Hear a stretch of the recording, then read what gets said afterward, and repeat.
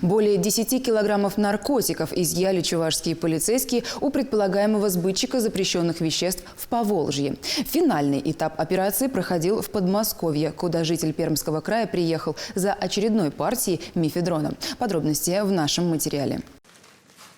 Цена одного пакета с килограммом такой пудры на черном рынке может доходить до 3 миллионов рублей. Беловатый порошок – это мефедрон.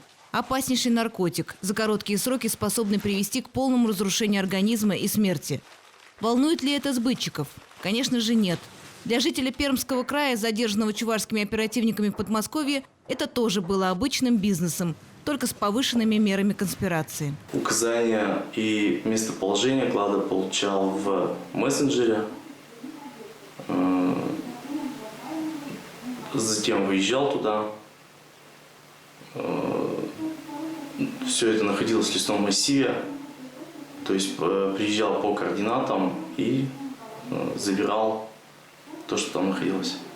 К этому искателю кладов сотрудники управления по контролю за оборотом наркотиков МВД по Чувашской республике подбирались в течение нескольких месяцев, кропотливо разматывая одну из нитей виртуальной сети, начиная от мелкой сбытчицы синтетического наркотика, задержанной в Чебоксарах, до целого ряда курьеров по всему Поволжью.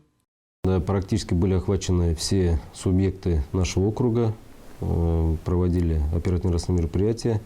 Впоследствии в марте были получены данные о том, что фигурант намеревается выехать в Московский регион, где должен был забрать оптовую партию наркотических средств, более 10 килограмм, и уже поставить эти наркотики в субъекты нашего Приволжского федерального округа. Во взаимодействии с Главным управлением по контролю за оборотом наркотиков МВД России был установлен адрес отеля, где остановился подозреваемый. В операции по задержанию предполагаемого сбытчика участвовали бойцы спецназа «Гром». Пакеты с наркотиками, более 10 килограммов мефедрона, лежали в «Фольксвагене» 34-летнего жителя Пермского края. И задержанного, и груз запрещенных веществ в особо крупном размере оперативники доставили в Чувашию. Следственным отделом УМВД России по Чебоксарскому району возбуждено уголовное дело по признакам преступления, предусмотренного статьями 30 и 228 прим. 1 Уголовного кодекса Российской Федерации. В отношении фигуранта избрана мера пресечения в виде заключения под стражу.